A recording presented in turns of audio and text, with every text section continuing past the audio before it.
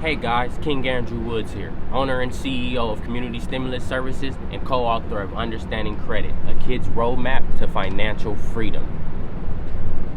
So if you're not subscribed, first thing I want to say is go ahead and click that subscribe button because we're looking to get as many subscribers as possible. And then when we get deeper into the video, if you have any comments or any questions you have, go ahead and leave a comment and click the bell notification so that you could be among the first to get the information when it does drop. And we're trying to drop content weekly for everybody. We're going to talk about credit utilization. It's only right since in the previous week we talked about payment history, which makes up 35% of your credit score. So one of the first questions I get from clients and potential clients is, what is credit utilization? So credit utilization is the ratio of your credit card balance to your credit limit. So for example, because that may seem confusing to some people who don't have financial literacy or financial vocabulary.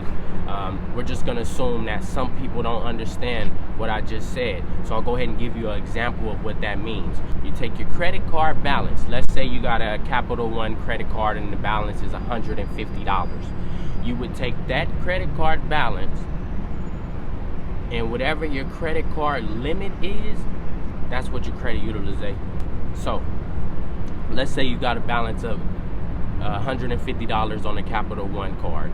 The limit on that card is $300. Then that would mean you're at a credit utilization of 50%. Now, another question is, how do I calculate credit utilization ratio? So, how you calculate your credit utilization ratio is you take your credit card balance and you divide it by your credit card limit. And that's going to equal what your credit utilization is. Okay? So, I'll give you guys a few examples. We have a Navy Federal Cash Rewards credit card. Now on this Navy Federal Cash Rewards credit card, again, to come up with how to calculate our credit utilization ratio, we're going to take our credit card balance and divide it by the credit card limit. So on this Navy Federal Cash Rewards credit card, we have a credit card balance of $200. Why? Because I just purchased new shoes. And the new shoes cost me approximately $200. So we're going to put $200. Now let's say on this card I have $1,000 credit limit. We're going to divide that by $1,000. And that's going to equal 20% credit utilization. Now, 20% credit utilization, you're doing okay, but the banks actually like to see you using about 10% or less when it comes to credit utilization. And if you want the optimal credit score boost, then you actually want to let your credit cards balance report at 2% on the closing credit card statement date for that particular account. Now, we're going to give you guys another example. Let's say we have a Capital One credit card. Now, on that Capital One credit card, the credit card balance, this is going to get a little trickier. See, we've been using some pretty even numbers so far. But again, as long as you stick to the formula on how do I calculate the credit card utilization ratio, as long as you stick to the formula, you should be fine. So let's say I have a Capital One credit card. Now on that credit card, I have a balance of $826.27, right?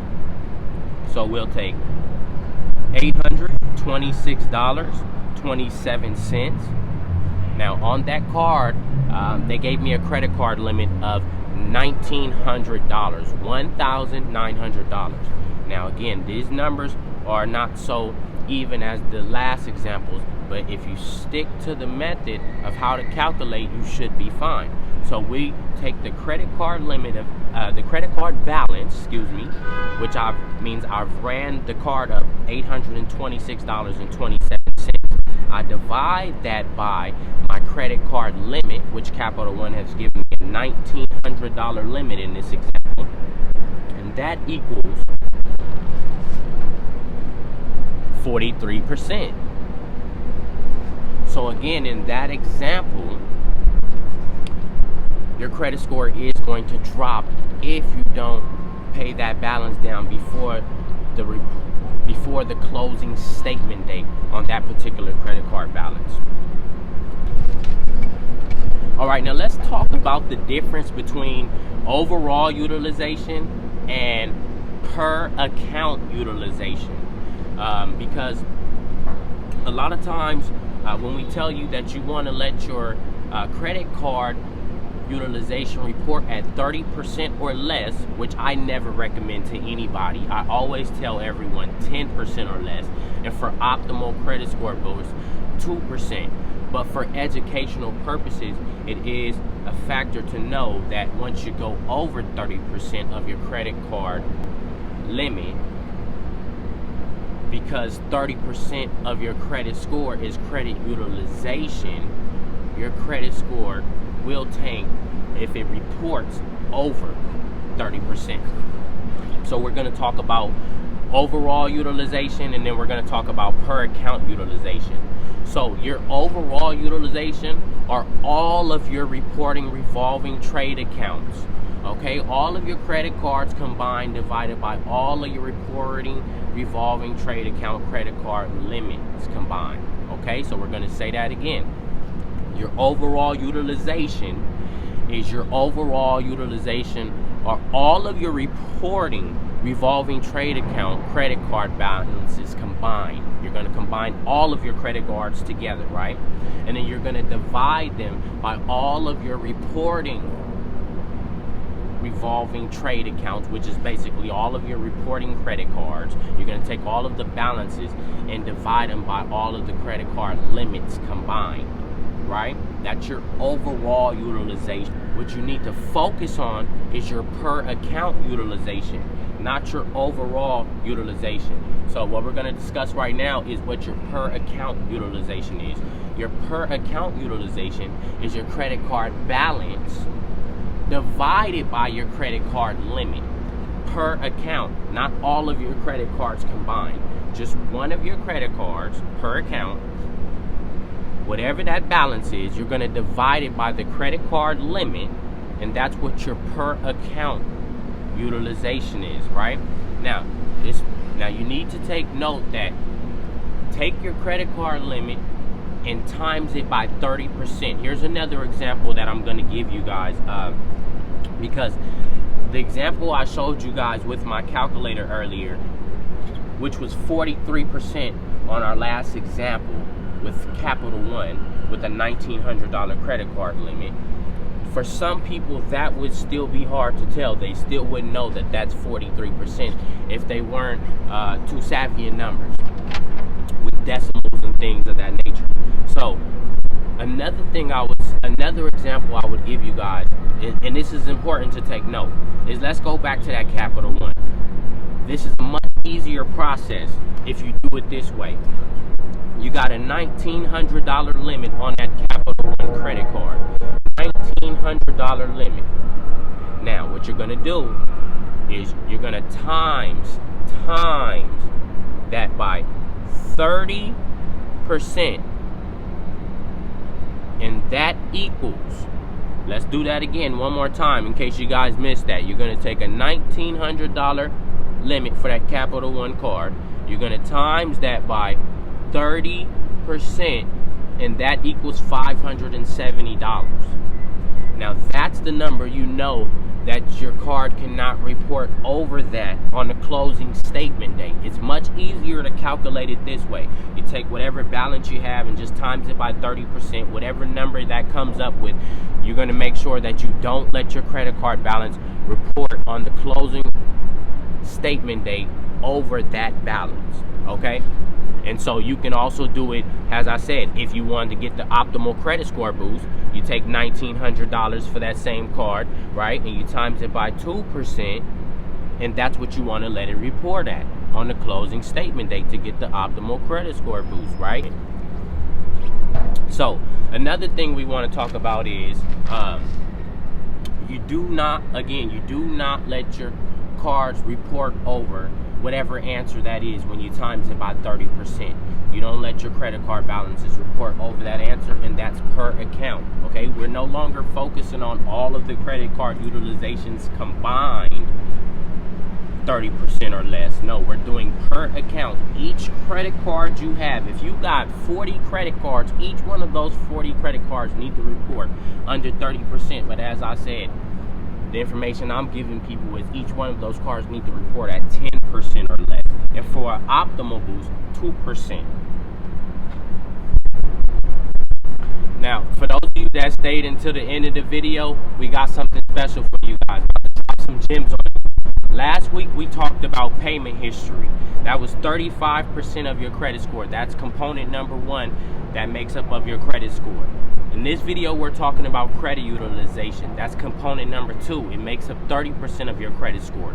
When you combine both of those together, not only does it equal 65% of your credit score, but it also equals a credit hack.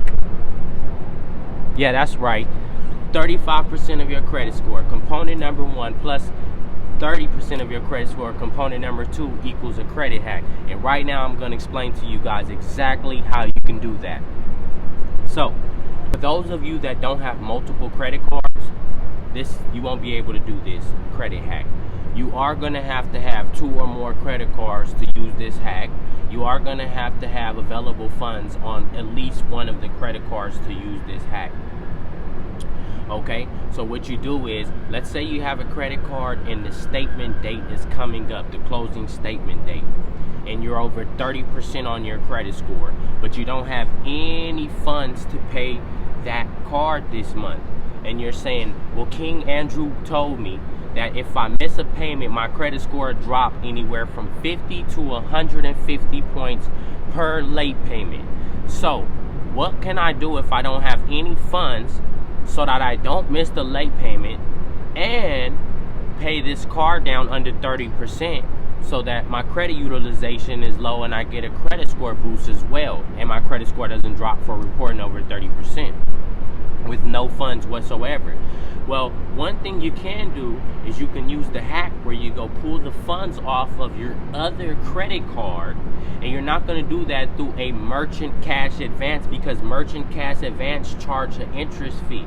There are methods and ways of pulling 100% of the money off, the available funds off the credit cards. Like for instance, they'll tell you that you got a credit card limit of $300, but you only can pull $100 out of the ATM.